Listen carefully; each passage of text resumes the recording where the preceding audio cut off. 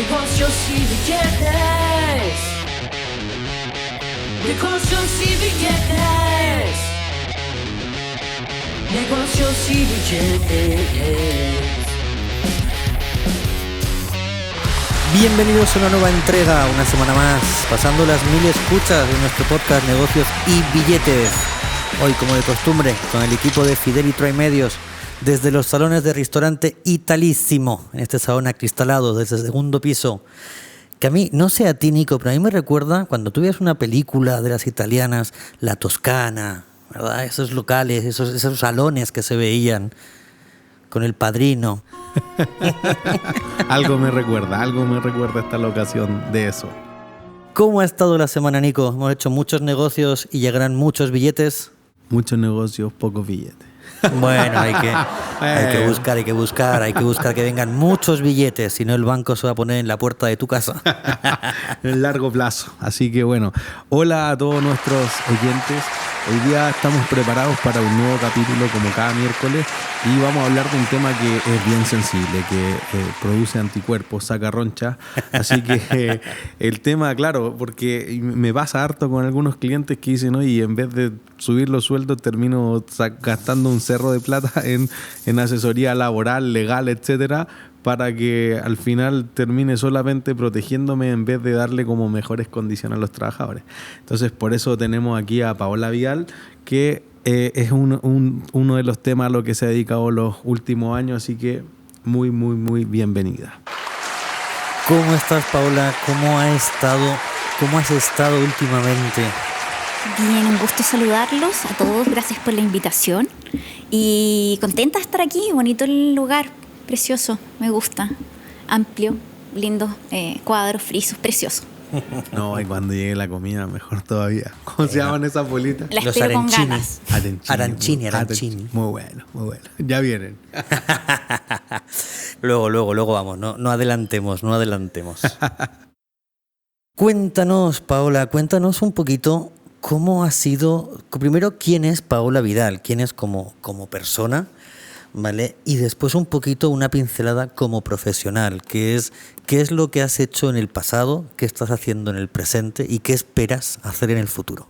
Muy buena pregunta. Mira, en simples palabras yo me defino como una persona creyente, yo creo. Creo en Dios, creo en mí y creo en los otros todavía. En los otros, la película de Amenábar. También, por supuesto. ¿La vieron? Por favor, véanla. Espectacular. El final es espectacular, inesperado. No los vamos a spoilear, pero por favor, véanla. No, en los otros solo en diremos general. que nada es lo que parece. Eso, como en la vida misma. Nada es lo que parece. Así es. Sí, pero sí creo en los otros. Efectivamente, aún creo que hay bondad en el ser humano. Y bueno, soy amante de los animales, me gustan mucho, los cuido, el medio ambiente también. Y profesionalmente, los últimos 20 años de mi vida me he dedicado al derecho laboral y administrativo. Casi el jardín infantil que yo me dedico a esto, ¿ven ustedes? Como, esta niña es un prodigio. Sí, de los te 5 años a los 6 años. los 5 años que me dedico a esto. Y la verdad es que tengo que decir que a mucha honra he sido funcionario público estos 20 años. Soy bien patriota en el sentido no político de la palabra, sino que efectivamente siempre he pensado que uno puede servir a su país desde distintas fronteras. Y yo elegí hacerlo desde el servicio público.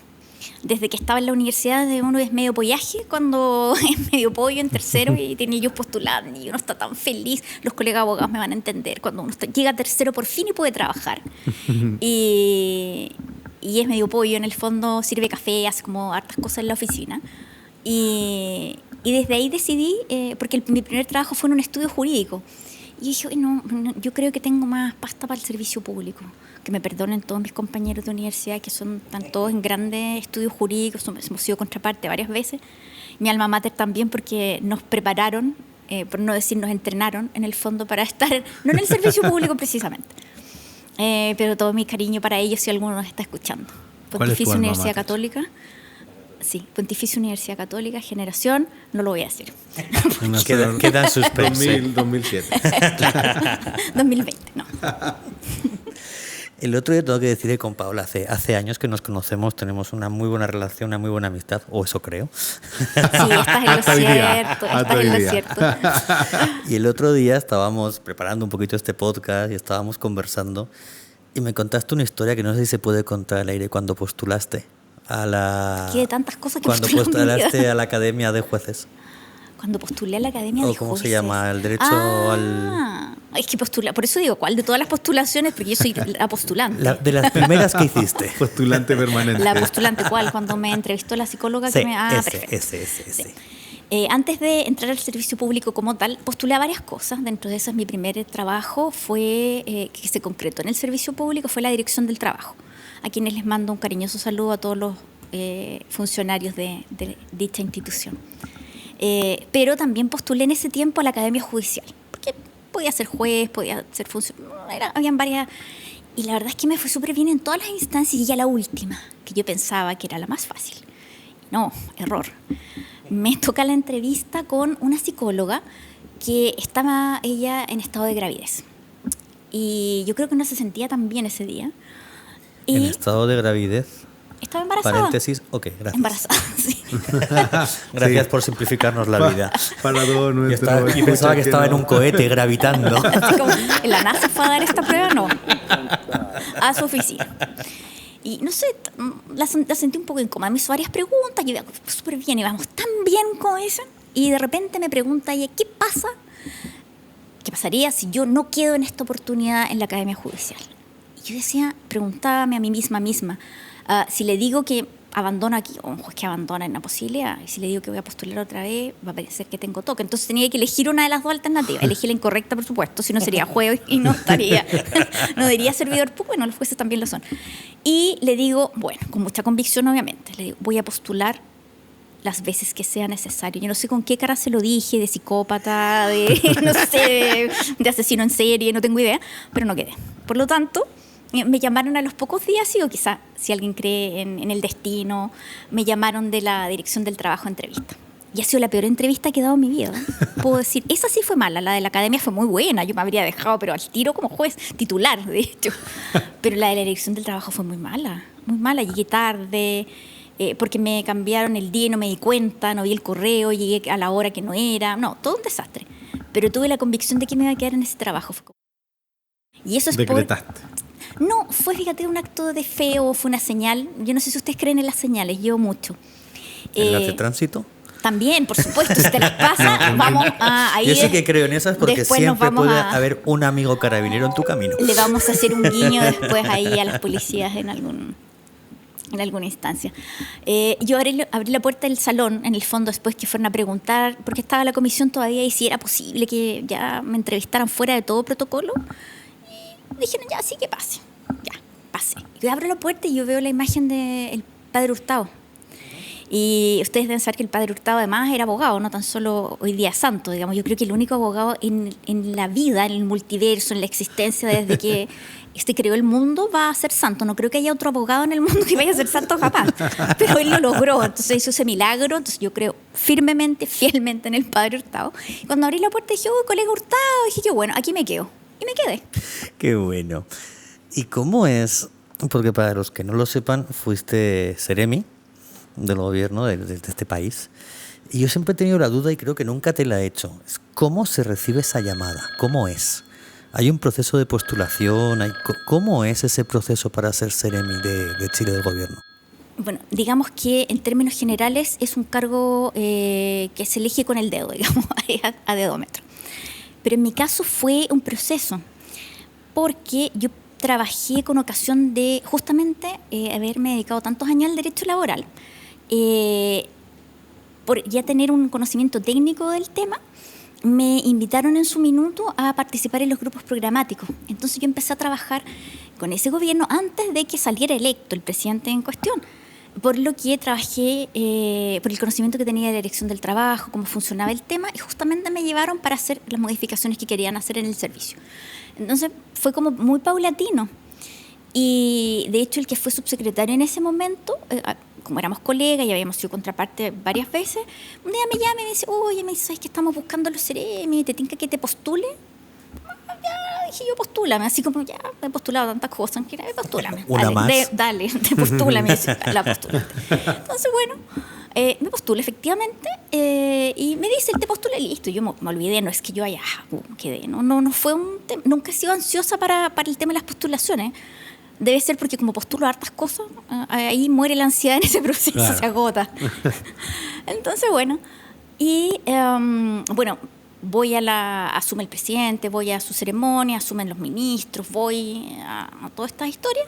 Y bueno, llega el momento de elegir a los Ceremi y recibo el llamado yo de la intendenta, que en ese minuto era.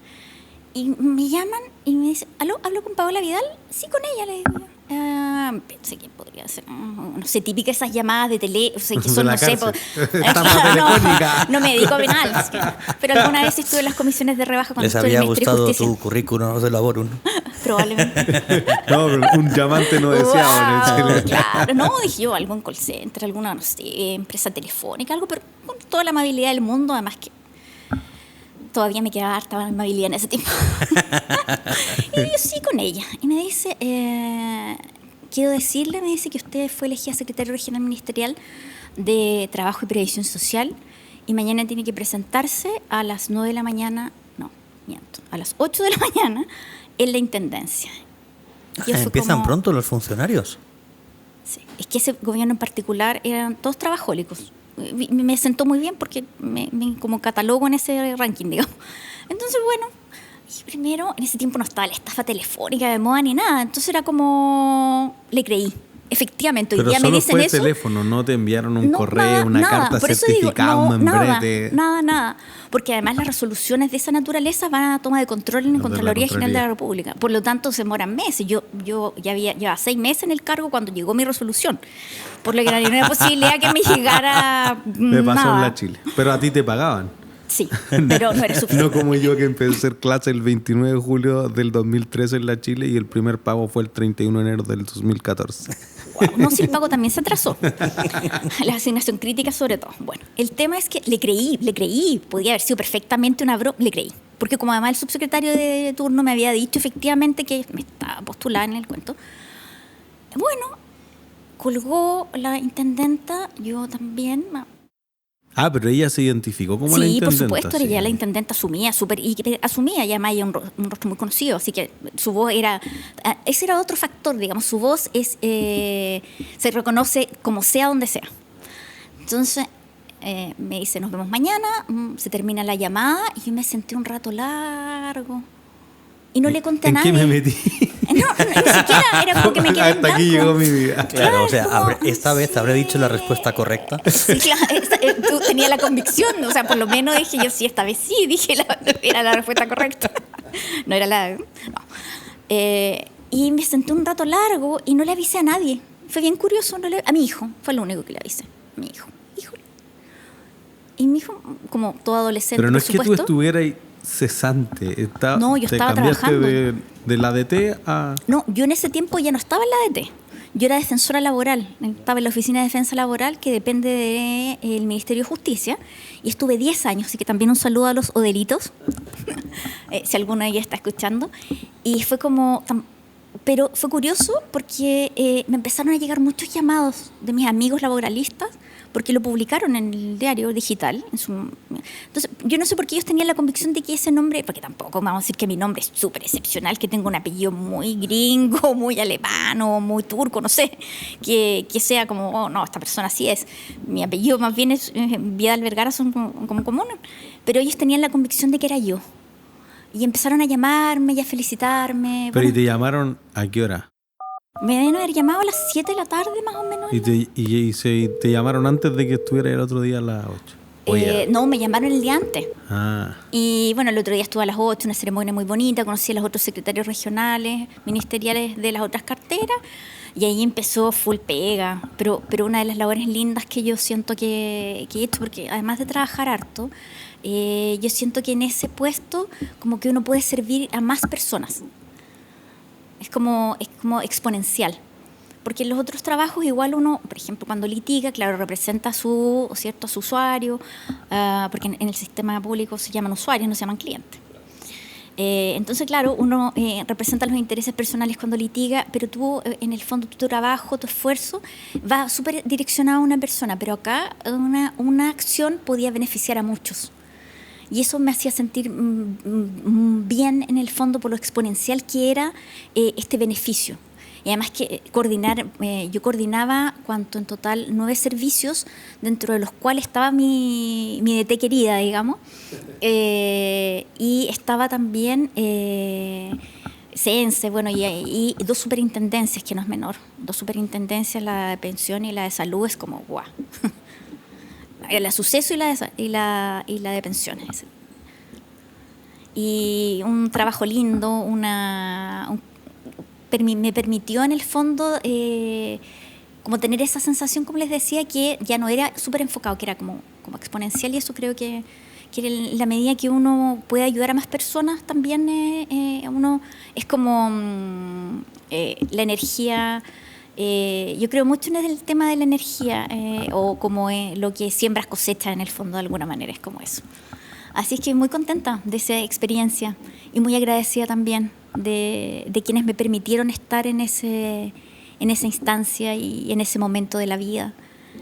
Siempre agradecida de todos aquellos que me han dado una oportunidad, porque quienes te dan una oportunidad hacen un voto de confianza, aunque sea una institución pública que tiene un proceso, en fin, pero quien al final decide que es tu currículum, no es tu trayectoria y no la de otra persona, tiene un voto de confianza, independiente que a veces las cosas con el tiempo, digamos, se pueden ser exitosas, las relaciones interpersonales son complejas, pero sí la oportunidad que te dan, en el fondo, ese voto de confianza. Yo siempre he tratado, al menos, no sé si siempre lo he conseguido, pero de hacerles como, en el fondo, honor a esa confianza.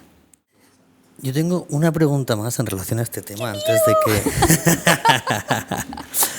de que Nico, sé que tiene ahí también una pregunta, ya va a entrar en materia con los emprendedores, pero todo el mundo, y siempre se ha dicho que Sebastián Piñera, que era trabajólico, que estaba todo el día, que tú llegaste a trabajar mano a mano o dentro de, o trabajabas como hasta el ministro, y del ministro hacia arriba ya no tenías acceso. ¿Cómo era la estructura? Y la pregunta va, ¿era tan trabajólico como dicen? Contestando derechamente, sí, más de lo que las personas piensan, digamos. Sí, efectivamente, él era muy trabajólico, y yo en los grupos programáticos, como les contaba, entonces él era muy Mateo. Entonces nosotros le mandábamos una semana antes el borrador, y cuando nosotros llegábamos, él sabía más del proyecto que nosotros mismos. Era como guau. Y había que justificar hasta el peso, porque en el fondo, claro, un proyecto, si no tiene, en el fondo, con qué sustentarlo, con qué llevarlo adelante, no tiene, es una letra vacía, en el fondo.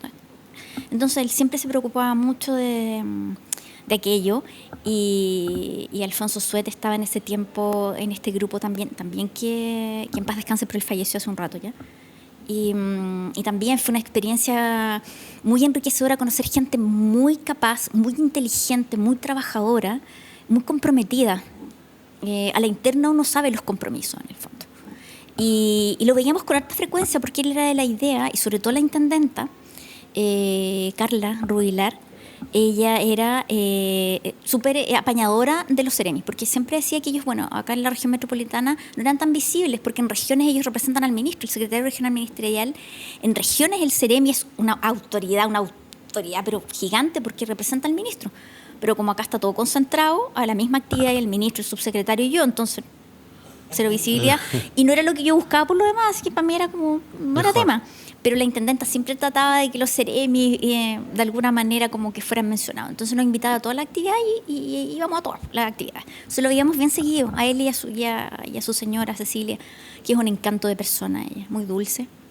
Con todos nosotros siempre fue muy gentil, el presidente siempre gentil, siempre caballero, con su sentido del humor particular, todos lo saben, no es nada que yo estoy diciendo, porque en Chile somos bien particulares, la cultura de la muerte que tenemos nosotros es bien particular, como que el acto de la muerte borrara todos los pecados y todo lo que la gente hizo y se transformara en una cosa así como muy angelical.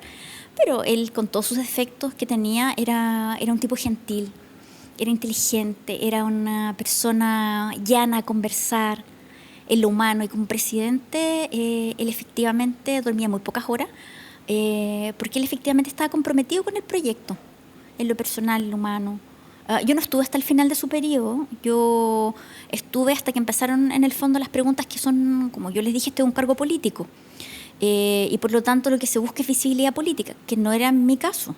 Por lo tanto yo di un paso al costado también cuando había que darle visibilidad política a otros. Yo no quería ser diputado, ni alcalde, no quería un cargo de elección popular en ese momento. Por lo que lo lógico era que yo no me apernara y me atornillara ahí en el fondo y me encadenara como hace la gente a veces para protestar. No, era el momento de dar un paso al costado y dejar que esta vitrina fuera para quien le sirviera en el fondo en un futuro. Me fui a la Seremía a ser director jurídico de un municipio. ¿Qué municipio? Maipú. Me lo voy a reservar. Maipú, estoy leyendo el libro de Katy Garriga en este momento. No es Maipú, diré que no es Maipú. Pero no, el libro que traigo es el que me gustaría recomendarles si es posible en un momento, porque es para las vacaciones. Muy bien, al final tenemos siempre una recomendación literaria. Bueno, aparte de nuestro oyente importante, son emprendedores, camino a ser empresario. Algunos empresarios tienen sus tropiezos, pero evidentemente, y algo que conversábamos el viernes con Jorge, es que cuando uno forma una empresa, normalmente es muy técnica, en ingeniería, en química, no sé, que está con alguien hoy en día, en finanzas, en mi caso, etcétera. Pero cuando uno va creciendo la empresa, probablemente los que no sean especialistas en personas son las personas. Entonces eso se complica mucho, y al menos a nosotros, de nuestros clientes en Sur Consulting, nos toca ver mucho que, y lo que conversábamos un poco, como tienen este choque con la dirección del trabajo, con la DT. Entonces creo que ahí también hay mucho que los emprendedores, que quiero decir, como en esas primeras etapas tempranas, como que lo hacen mal, son desordenados, etcétera. Entonces quizás sería como un aporte, porque también me toca ver muchos clientes que van proactivamente a hacer consultas a la dirección del trabajo, como queremos hacerlo bien, en realidad no sabemos esto, no queremos subpagar nada ni escapar de ninguna ley, etcétera. Entonces quizás ahí creo que nuestros oyentes normalmente agradecen como ese tip clave que hay que dar para qué no hacer para embarrarla con los colaboradores, con la DTE, con los sindicatos o con todo ese tipo de cosas en una etapa inicial de la empresa, cuando no tenía un gerente de recursos humanos ni nada de eso. Con suerte hay alguien que se diga administración, finanzas, operaciones, recursos humanos y todas las anteriores. Simplifica tus finanzas corporativas con Sur Consulting, los especialistas en asesoría financiera. www.surconsulting.cl. Bueno, quiero contarles que yo ya no estoy en el servicio público, ¿ya? Yo también tengo mi pyme. Pero sí, yo creo que hay dos cosas que son claves. Uno, como yo les decía, mis especialidades son el derecho laboral y administrativo. Y la clave está en la segunda patita, el derecho administrativo. Porque yo creo que los emprendedores en general, los administrados, que somos todos, interactuamos con el Estado de manera equivocada. Siempre tenemos la sensación que frente al Estado vamos perdidos, que no hay recursos, que no hay recursos en el sentido jurídico, que no hay recursos en el fondo para interponer, para quejarse o para... Y no me refiero al libro de reclamos, sugerencias y felicitaciones, que siempre está escondido en el subterráneo, cosa que nadie llegue, o no sé, en la azotea, en algún lugar extraño que nunca uno accede. Pero bueno, cuento aparte, me refiero a que jurídicamente sí existen recursos administrativos desde el punto de vista del derecho administrativo para interactuar, digamos, si uno no está conforme con los plazos, con el rechazo que puede venir de algún servicio público o de la administración del Estado. Existen recursos administrativos que interponer. Entonces, primero entender que no estamos solos en este mundo y que sí existe, en el fondo, una manera de interactuar con el Estado a través de una buena asesoría. Yo, más que ir en negativo, decir qué no debe hacer, qué debe hacer, creo que es importante para los emprendedores. Asesorarse. Yo sé que a veces en el fondo puede ser que se piense que todos los abogados cobran caros, o no es así en el fondo. Hay segmentos para todo en el ejercicio libre de la profesión. Es importante una buena asesoría y pastelero a tus pasteles, en el fondo, porque generalmente suelen delegar mucho las pymes en el contador. Y los contadores son secos en lo que ellos hacen. Contabilidad. Pero los contadores no son abogados. No, por lo tanto, una reclamación de multa, cuando les cursan una multa eventualmente la Dirección del Trabajo, no la va a poder resolver de buena manera quizá el contador, a menos que sea contador y abogado, que ocurre en muchos colegas que tienen esas dos profesiones. pero es importante que sepan que existen los recursos administrativos para, en el fondo, presentarlos y tener una opción, en el fondo, de que su multa, su caso, por ejemplo, por falta de servicios, si yo me caigo a un hoyo, como ciudadano de a pie, en el fondo, si las veredas están malas, yo me tropiezo, me caigo, y ahora, ¿quién podrá defenderme? Bueno, el chapulín colorado no es en este caso, es, en el fondo, un abogado que sepa que existe una figura en el derecho administrativo que se llama la falta de servicio. Y que yo, por esas lesiones que sufrí, ¿cierto?, graves, menos graves, puedo ir en el fondo y decirle al Estado que fue responsable, o al municipio que fue responsable de no tener, ¿cierto?, de buena forma y darle una buena mantención, por ejemplo, a esta vereda, debe indemnizarme por ello. Entonces, esas cositas, en el fondo, es importante que sepan que existe un área del derecho que se llama derecho administrativo y que no es solo para los funcionarios públicos, sino que es la rama del derecho que permite también al ciudadano de a pie vincularse con el Estado de una manera más técnica, por decirlo, porque el derecho es técnico. Claro, totalmente. Entonces, importante asesorarse bien y cumplir la normativa. Aquí no hay nada, no hay hechizos mágicos, no hay abracadabra, no viene el Doctor Strange de Marvel, no. Esto es súper sencillo, bien asesorado y cumplir. Si la ley dice esto, tratar de cumplirla. Yo sé que a veces es un poco difícil, para las pymes sobre todo, que Totalmente. Generalmente las pymes son poquitos trabajadores. Son amarretes, son manos de guagua. Claro, pero en el fondo es una mala decisión, porque después van a pagar Les mucho cuesta más. mucho más. Mucho más en multas, mucho más en el fondo, en cualquier otra instancia. Generalmente son multas a través de las cuales el Estado no sanciona, ¿cierto? Los organismos fiscalizadores, sobre todo, no sancionan a través de multas. Por lo que es importante, es una buena asesoría, y vayan a las instituciones. Generalmente las instituciones tienen buena recepción. La Dirección del Trabajo también asesora empleadores. De hecho, uno puede crearse un perfil como empleador y uno puede hacer las consultas. Y las pymes, cuando se les cursa una multa, salvo que sea por casos bien puntuales, tienen ellos la posibilidad de pedir la sustitución por capacitación. O sea, no pagar la multa y ir a una capacitación que les enseñe un poco más acerca de cómo vincularse con el derecho laboral. Clave eso. Para Clave la eso. Vamos a tener que conversar después del podcast. Encantada. Si Pero- les quedan dudas y consultas de quienes nos están escuchando hoy día, les voy a dejar después un correíto para que me consulten sin costo por si acaso. Si tengan alguna duda por ahí. Eso es lo que agradecen nuestros oyentes.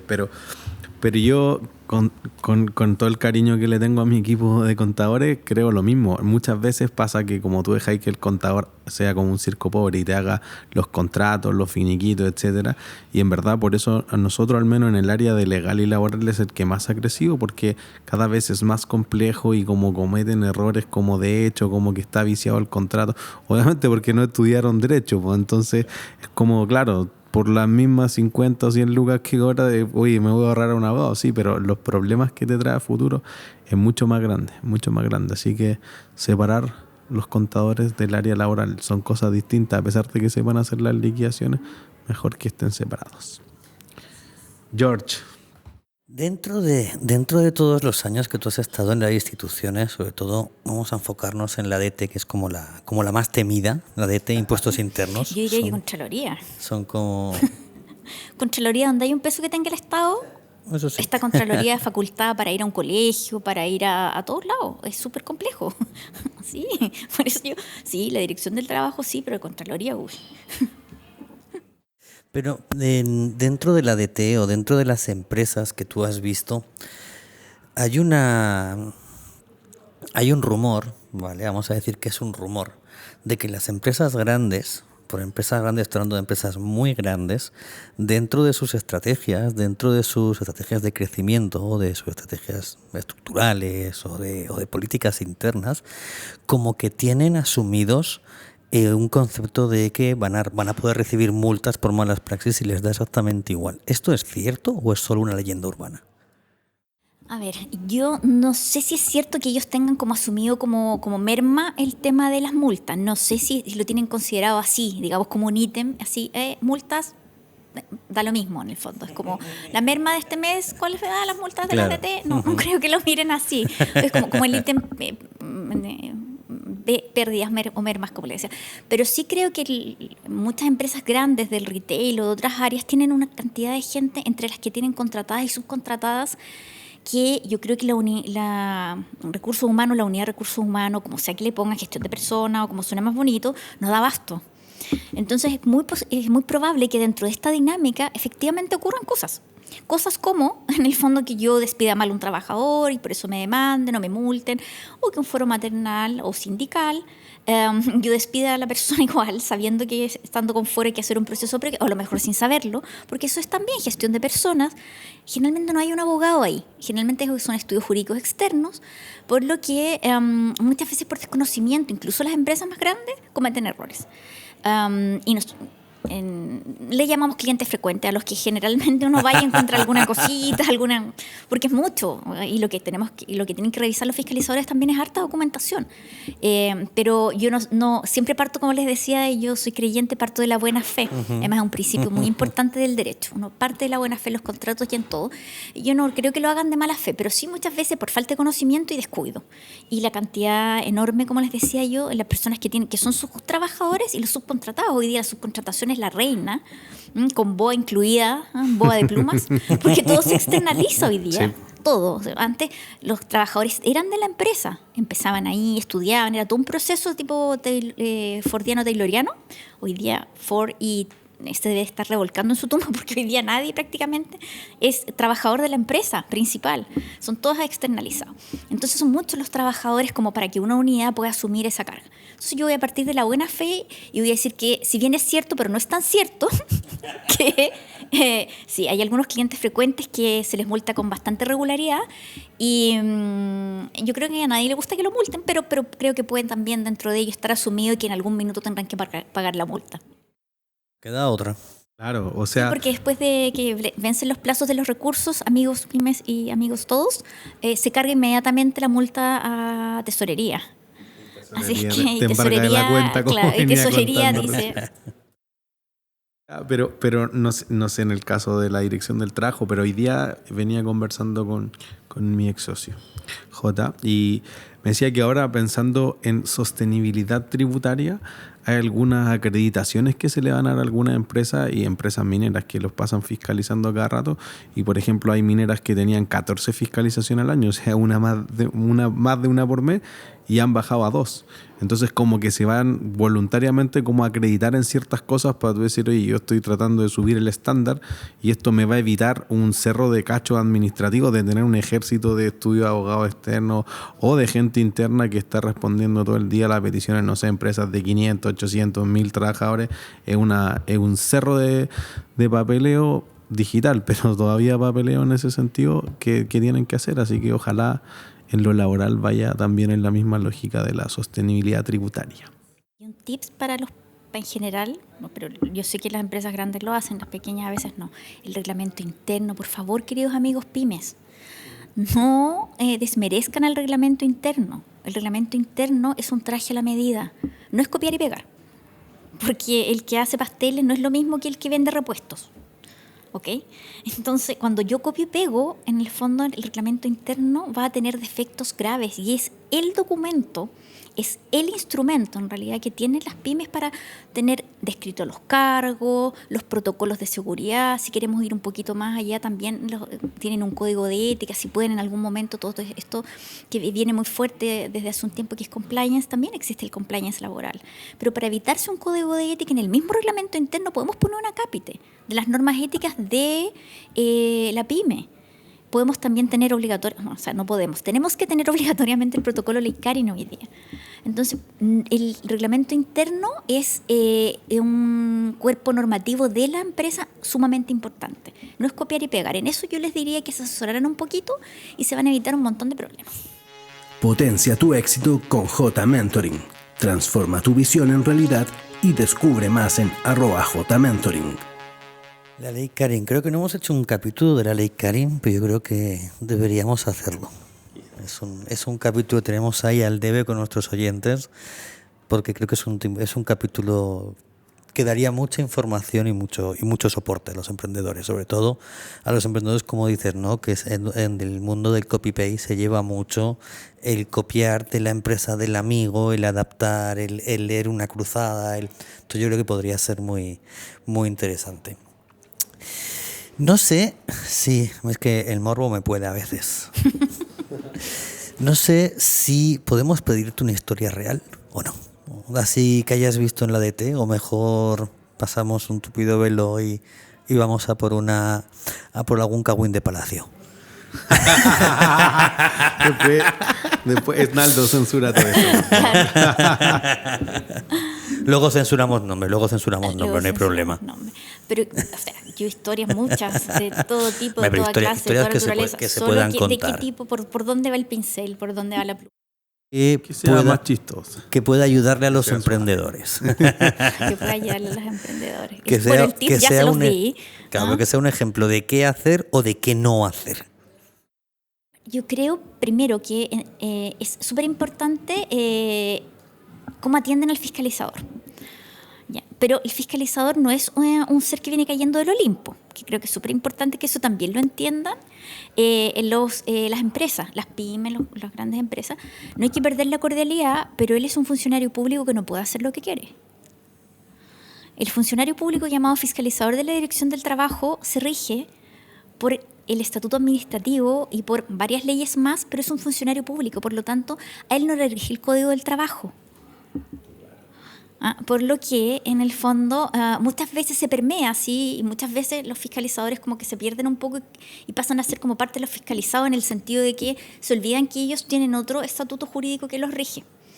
Y entonces hay algunos que llegan en el fondo casi pateando mesas y golpeando guardias y con mucha prepotencia, y eso no les está permitido. Sin decir nombres, pero efectivamente conozco un fiscalizador que tenía muchos reclamos porque su actitud era muy pedante, era muy agresiva con el fiscalizado, y daba lo mismo si era un pequeño empresario o era un gran empresario. Y si él no salía en el fondo de esa empresa con mínimo unas 6 multas, no era él. Entonces, claro, es como... Qué fastidio, pero que sepan nuestros oyentes que existen recursos, existen figuras penales también, y existe una figura bien interesante en el derecho administrativo que se llama el abuso de poder. No le está permitido al funcionario público abusar de su cargo, de su investidura, digamos, y del poder que detenta. Por lo que, si pasa esa línea tan delgada, existen recursos también para ir en contra de estas actitudes que no son deseadas en el servicio público. Buen tip. O sea, si llega el fiscalizador pateando la puerta, ponerle un cafecito, unas galletitas y llamar a quejaros. Pero pasa a veces. Sí. Como... Por eso refiero esa anécdota, entre comillas, porque sé que la han vivido más de algunos que de quienes nos escuchan. Totalmente. O a veces pasan cosas raras. Nosotros tenemos un cliente, voy a guardar la confidencialidad, voy a decir Rusio. Sí, totalmente. Censuren todo esto después. Pero... Y yo le decía a Rusio, llegó, vimos todos los contratos, sueldo mínimo 300 lucas. Pero en ese momento no le decía a Rusio, pero Rusio, esto es ilegal. Pues no, si yo siempre he pagado. Pero si nadie nunca gana menos que el sueldo mínimo, solamente que todo el resto es variable para que se porten bien, un cerro. Pero no podéis pagar un base menos que el... No, pero si nunca le he pagado menos que eso. Pero el contrato... Bueno, mi área legal te va a enviar un disclaimer que si te multan por esta cuestión, nosotros no vamos a asumir ninguna multa, porque te estoy explicando que no te preocupes. No sé, 6 meses después llega la dirección del trabajo, los trabajadores como que se amotinaron, entonces fueron 35 personas a la DT y trajeron como al fiscalizador casi que del brazo, mientras quedó nadie en la planta. Y... ya, llegó la DT, que iban a embarrar ya todo el área legal y laboral, corriendo, que los papeles y la cuestión, pero estaba su gerente de recursos humanos. Nos multaron.